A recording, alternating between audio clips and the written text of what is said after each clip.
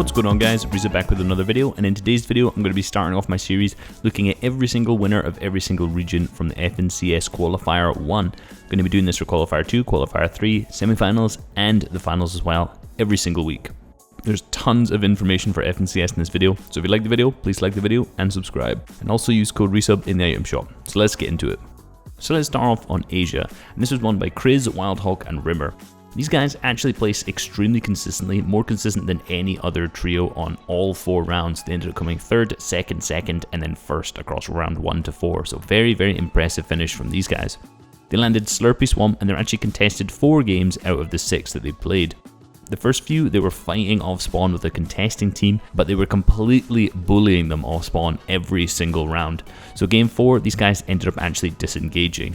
Now this was really good Storm Surge for Criz, Wildhawk and Rimr, and it was also very good points for eliminations too, since it was 2 elimination points per elim. So they were getting 6 points every time they won off spawn, which they did every single game. So since the first 3 games the contesting team had been bullied, they left in game 4. And in game 5, Criz, Wildhawk and Rimr said, we want those elimination points still. So rather than actually fighting the contesting team, they looted up very quickly, getting max shield, and then dipped out to Hydro 16 to pick up the eliminations on the players who were just finishing a third party fight there. They actually did this fantastic play with a gas can, where one threw it on top and shot it, and the other one was holding a wall at the bottom and then edited through and placed a cone once it had exploded, giving them some really great team piece control. Finally in game 6, they ended up not taking any fights in the early game just because they wanted to secure that first place victory by not risking losing a fight at all. Overall, their strategy was quite different from what we've seen across most regions, which was to actually be contested and take those early game fights as quickly as possible. This dealt with any Storm Surge that they needed to have, which obviously is a big issue in these kind of games, and it gets some elimination points because they know they're taking fights on players that they are better than and have the advantage on. In the OCE region, Sorif, Volx and Sync actually had a very contrasting Storm Surge strategy to this. Now they were uncontested every single game, landing in steamy stacks, and they had a very interesting rotate where they were very clear of where the dead side was and where they should actually be positioning themselves to avoid other teams. Being to the north side of this first zone in game 1 as you can see, and then rotating all the way down to the east side near Lazy Lake for the second zone. However, during this time, their main Storm Surge strategy is just having triple snipes and relying on hitting sniper shots over and over again to ensure that they actually have enough damage. Now this is definitely a risky strategy because they're on the dead side of zone, which means there's going to be less players around them peeking, but at the same time, it also means that they're less likely to be shot in the back. So for Storm Surge, this is actually a difficult strategy to ensure you get enough tags. They did end up hitting enough tags the majority of the games, however in game 3 they really struggled with this and they were on the border nearly all of the game for Storm Surge. On a more heavy Storm Surge reliant region, and maybe in the exact grand finals, this kind of strategy may not be sufficient to get enough Storm Surge tags because in EU and NA East in particular, just getting around 3 sniper shots definitely would not be enough to get you through the first Storm Surge threshold. However, the rotations, what I mentioned earlier, were fantastic, and once they'd rotated into the third zone, they were very aware of where clustered areas were.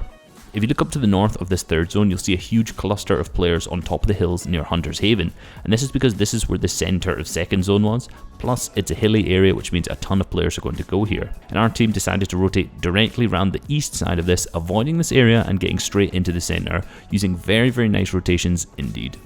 Overall, the rotations were fantastic, being very aware of the dead side and sticking to this on first and second zones, and then still being aware of the dead side in third zones and using this to their advantage to get into the center of third zones.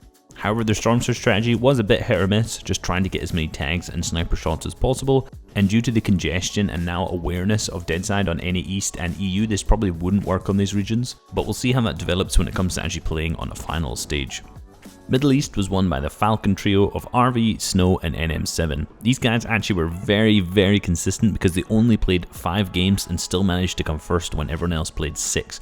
I'm not quite sure which game they didn't get into or why, but they only played 5 games in comparison to everyone else's 6. Now in these games they had Pleasant Park completely uncontested all 5 games, and what they did was just loot as quickly as possible to get a small amount of loot and then dip south to go to the bridge to get the slurp trucks. This meant that they had to waste minimal amounts of their shield and give them much more loot. They also somehow managed to get the bridge to the east uncontested too, which I'm not really sure what the people in Middle East were doing not contesting this when they're looking at risky reels, but either way, they should not have been able to get this much loot.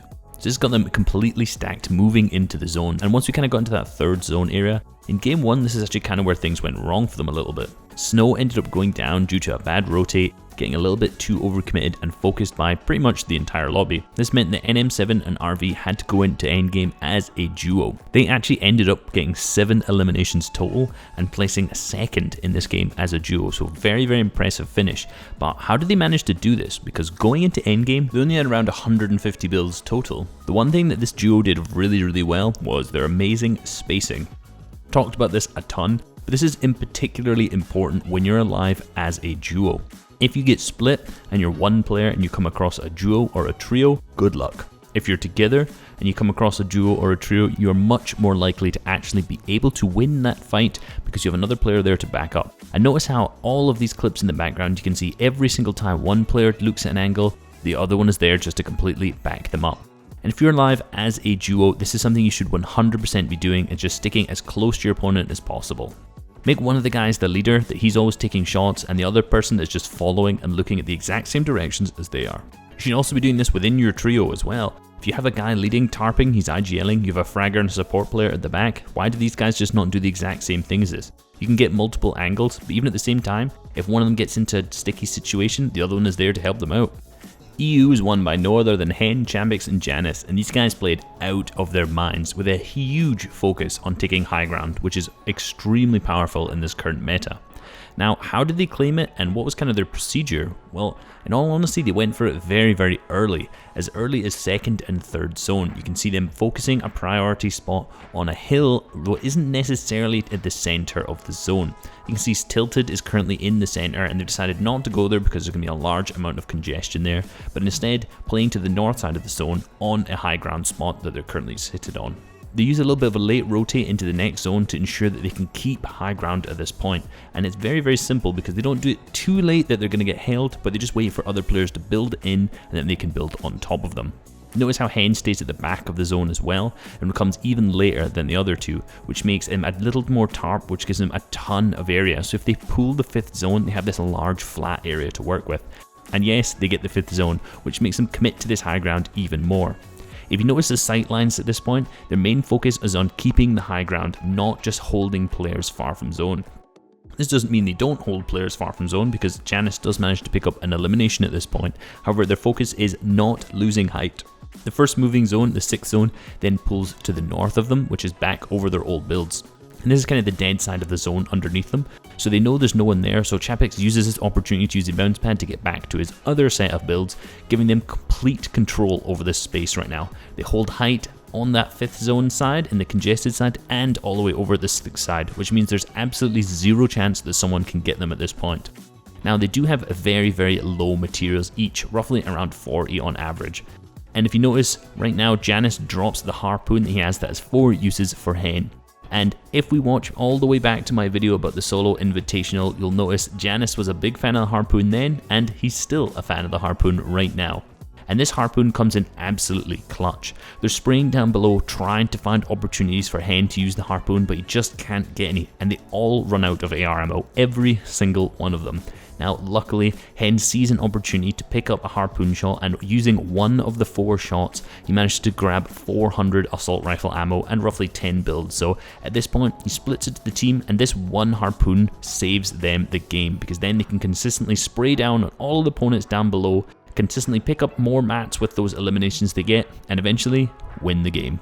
Overall, this team having that one harpoon and this strong focus on early height is absolutely what won them the game. This was a trend we saw throughout the majority of their games. So while we're talking about height, let's take another example of where the team gets height but doesn't actually necessarily already claim it early. And this exactly happened in Brazil with Kurtz, Redlee and Frosty.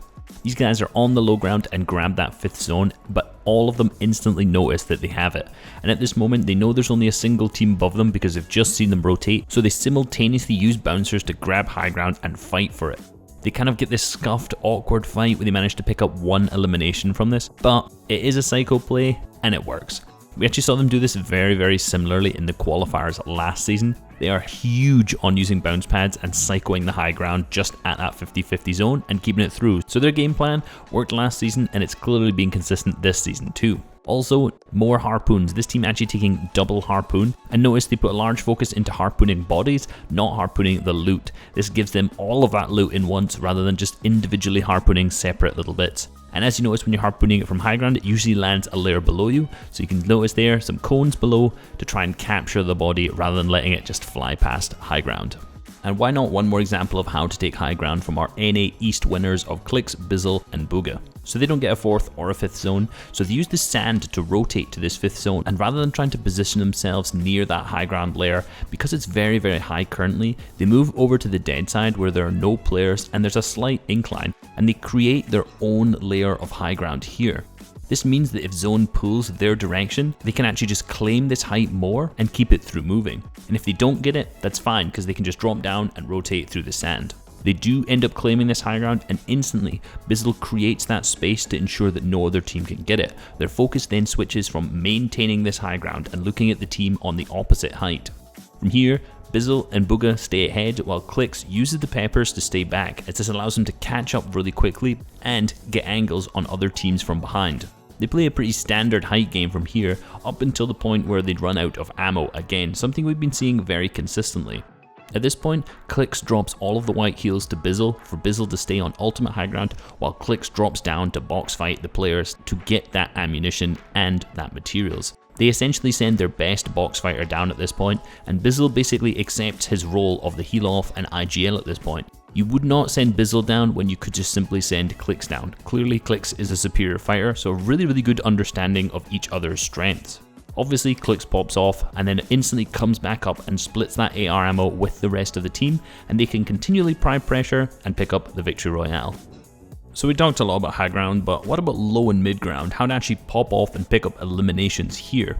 Well, if you notice, Favs is creating an absolutely fantastic tarp all the way for Jacob and Jay to pick up these eliminations, and this is one of the reasons why stair tarping really is not good. Keep an eye on the movement here from Jay.